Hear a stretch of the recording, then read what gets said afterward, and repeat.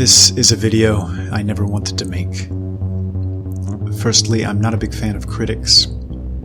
Those who search through the content of another individual to find the lowest hanging fruit and subsequently use this as ammunition to attack or belittle.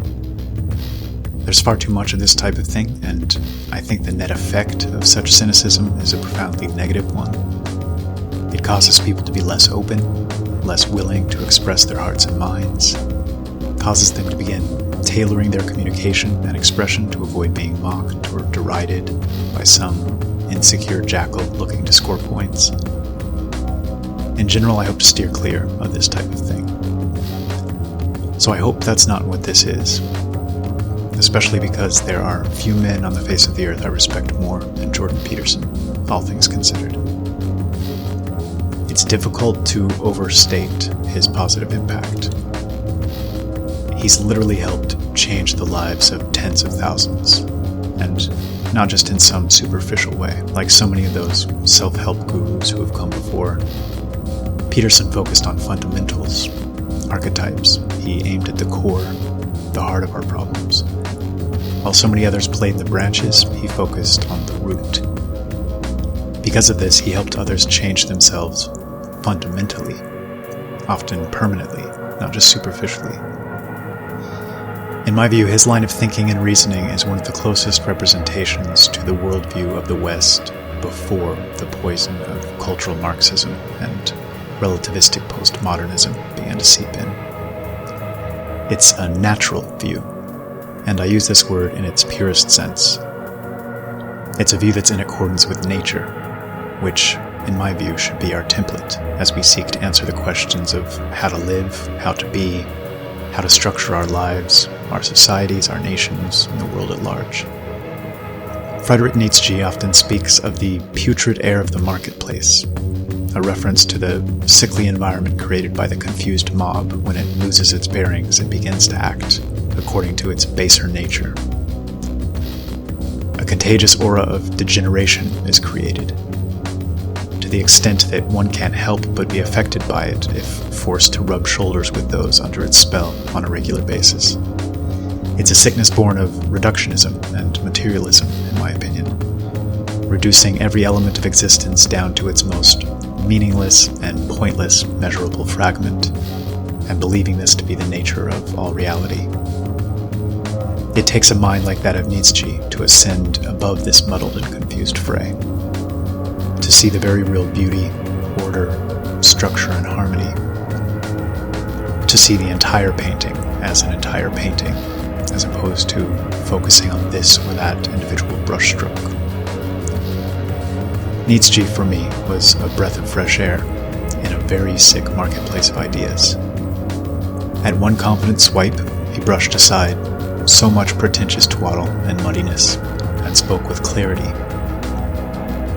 Peterson, in my opinion, is one of the only living thinkers operating on a similar plane, attempting to remind us of who we are, what we are, and hinting at what we might be capable of if we're able to get our act together. A mind working to establish stronger foundation upon which to build further, as a first step towards a purge of this poisonous relativistic confusion.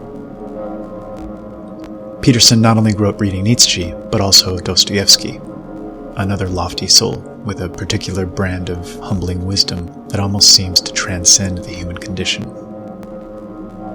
Nietzsche rarely gave high compliments, but said of Dostoevsky that he was the only person who has ever taught me anything about psychology. In other words, Peterson was not only blessed with a potent mind, but also chose to immerse it in the works of many of the most lofty masters in the Western tradition, at every step resisting the urge to compromise himself to the modern sickness, and in fact, despite every pressure, standing tall in the face of it as an open rebuke.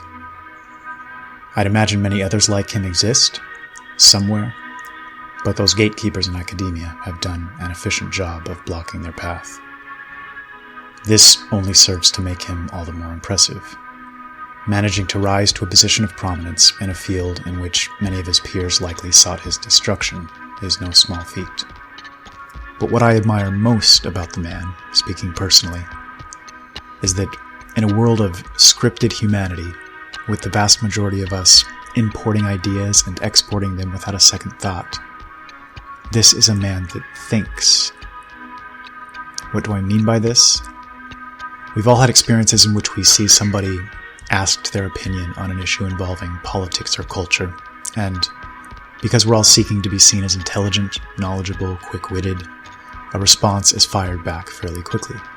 It's almost as if you can see the questioned party scanning through their memory banks to the last time they heard this issue discussed on TV or in a magazine article, and it becomes a simple issue of recalling this information and giving it voice. Nearly all of us do this unconsciously. We directly regurgitate what we've digested from popular culture. In many circles, this is still seen as being knowledgeable, informed, educated. If you watch Peterson when he's questioned, or even during lectures, you see something very different, something unique, and, sadly, exceptional. He thinks, and thinks deeply, as if he's examining the issue anew in his mind from every angle, seeking a firm foundation which he can give voice to with full confidence of being in the right, and furthermore seeking the most clear and efficient and precise expression of this foundation. He's the epitome of a free human being, not passively taking on the prevailing conclusions, but rather seeking to come to his own. There's no intellectual laziness here.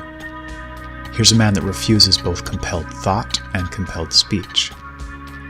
This wasn't some fly-by-night attention seeker or some single-issue, one-hit wonder, but a man with a solid core, a man of ideas, that rarest of all breeds, a truly independent thinker. And here we come to the core subject of this video. Peterson broke into the public consciousness after taking a courageous and principled stance against compelled speech. He flatly refused to be compelled to speak in a manner contrary to his principles and beliefs. And more importantly, the very act of being forcibly compelled was completely contrary to his principles and beliefs. By almost any sane and objective standard, this is eminently respectable. Even in an age so deeply indoctrinated by a controlled press, the majority seem to agree with his position here. At an innate, almost primal level, a part of any well-constituted individual revolts against the concept of being forced, by law or regulation, to speak in a manner antithetical to what they deem to be true or proper. The type of following Peterson gained, almost overnight, was one that deeply admired this aspect of his character and personality. The strength, courage, intellectual honesty to speak inconvenient truths in the face of consequences. Knowing he'd be personally attacked, slandered, defamed, called hateful and bigoted, be deeply mischaracterized and misrepresented to the public. These things took a back seat to his desire to think, speak, and act in a free and independent manner, in accordance with his most deeply held principles.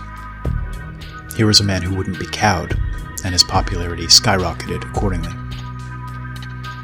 In almost precise correlation with his meteoric gain in popularity, some grumbling could be seen and heard in several places. Dissenters began to appear, uncomfortable with the way he was being so unconditionally embraced. The main reasons expressed, in my view, were twofold. Number one, that he was a huckster, seeking to find a means to profit or become popular simply by repeating the same old cliches and obvious truisms that have existed since time immemorial. Or number two, that he seemingly took great pains to avoid addressing what many consider to be the massive, sprawling, ever-present elephant in the room when discussing topics like cultural Marxism, communism or Bolshevism, degeneracy, etc. Those in the first camp, I have no time for. To me, this is a ridiculous notion. The man has revived the collective wisdom of the past and managed to communicate it in such a way that he's energized and helped reorient countless souls on the verge of chaos. When wisdom becomes cliché, and the cliché ceases to be recognized as wisdom because it's cliché, we have a very real problem on our hands, and need a man like Jordan to restate these most profound ideas and remind the world that this is truth. This is important. Pay attention to this. He deserves all he's earned, and far more. In a world where a Rothschild can be worth countless trillions, the fact that Jordan's Patreon only earns a few $100,000 per year is an injustice. I find it amusing that those who rail incessantly against this man's income aren't nearly as aggressive in their tirades against those parasitic middlemen who make incomparably larger fortunes off of things like usury and financial corruption. Those in the second camp, however, deserve to be addressed. For the longest time, I found myself being his most stalwart defender in this regard. Though I agreed with the premise that Peterson wasn't addressing a certain elephant in a certain room, I bristled at what I saw as divide-and-conquer style tactics to destroy the inertia of a beautiful movement in the direction of health, clarity, and a more fundamentally accurate and natural way of processing the world. Time and time again, I found myself taking issue with his most vocal critics, admitting they had a very real point, but stating my opinion that the overall message being conveyed by this man was so important that rejecting it because of a narrower point of disagreement would be incredibly counterproductive. And having some first-hand knowledge of a few well-funded and well-organized groups with the specific intent of fracturing the man's following by any means necessary, I'd always been openly suspicious of both of these camps of thought, especially the most vocal and aggressive elements amongst them. Then everything changed. On March 23rd, a day which will live in infamy, Jordan ended his silence regarding the elephant in the room, destroying the illusion that many were holding on to and removing all doubt as to what his publicly stated opinion would be on the matter. In an article titled "On the So-Called Jewish Question," linked to in the description below, he emphatically stated his opinion on the matter of Jewish overrepresentation in positions of power and influence. At the risk of sounding insulting to a man I still respect immensely, the tone and the stance of the article is so provably false and absurd as to not really be worthy of refutation. But for those interested, I highly recommend reading the comments on the article. So my purpose here wasn't to refute, but to try to determine just what caused Jordan to write such a piece. So here's my theory. I think Jordan Peterson, in a sense, has bowed to compelled speech in this regard. Compelled speech of a type rarely discussed. It wasn't formalized and literal. It wasn't on a paper in front of him as a regulatory precept or law, but rather something more generalized and broad, though certainly not less powerful or compelling. I spoke earlier of gatekeepers in academia, allowing only those willing to parrot a singular narrative to attain positions of power and influence. Considering this, imagine his peers and social circles of the most immediate proximity and influence. Even considering his maverick viewpoints, they're going to be predominantly left-leaning and disproportionately Jewish. Take this a step further and imagine the immense pressure being put on the man, seen by some as the Pied Piper of the energetic right, to distance himself from those in any way critical of Jewish interests. Imagine the phone calls and emails he must receive, perhaps referencing the Holocaust, perhaps hinting that the power to avoid a profound rise in anti-Semitic sentiment is in his hands. Moving beyond his own social circle, think of the litany of aggressive censorship organizations, shamelessly using bullying tactics to any and all that dare speak critically of Israel or American Jewish influence. One doesn't need to hold hatred in their hearts to become a target of these groups. And for so many, becoming a target has meant career suicide, being ostracized from various social circles, and the threat of never-ending character assassinations. And this is only just now beginning to change as people wake to the true nature and purpose of such institutions. My contention is that, indirectly and via countless subtle means and methods, Jordan Peterson was compelled to speak in a manner betraying his own intellectual honesty. And what's worse, compelled to think in a manner betraying his own intellectual honesty. Though most of us are against censorship, many still haven't recognized the extent to which speech controls inevitably become thought controls in a very real and literal way over time. For example, When our expression is limited to communicating only neutral or good things about one segment of the population, or only neutral or bad things about another segment, these ridiculous caricatures become more and more extreme over time, as they go unchallenged by any checks and balances allowed for by true freedom of speech, and spiral out into the realm of absurdity. These absurdities begin to creep into our conception of morality, and even begin to reshape our moral structure.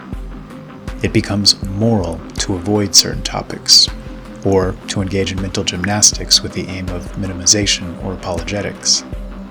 It becomes immoral to give voice to inconvenient truths. This is the ultimate form of meta-level compulsion, so masterfully powerful and subtle as to go largely unnoticed. No one is completely immune to this type of mental conditioning. Because we're all connected, and because everything is contagious, compelled and controlled speech becomes compelled and controlled thought, efficiently and effortlessly, and it infects even the best of us. I still respect Jordan Peterson immensely, but I have no respect for his treatment of this issue. And that's all I felt compelled to say. Thank you for listening.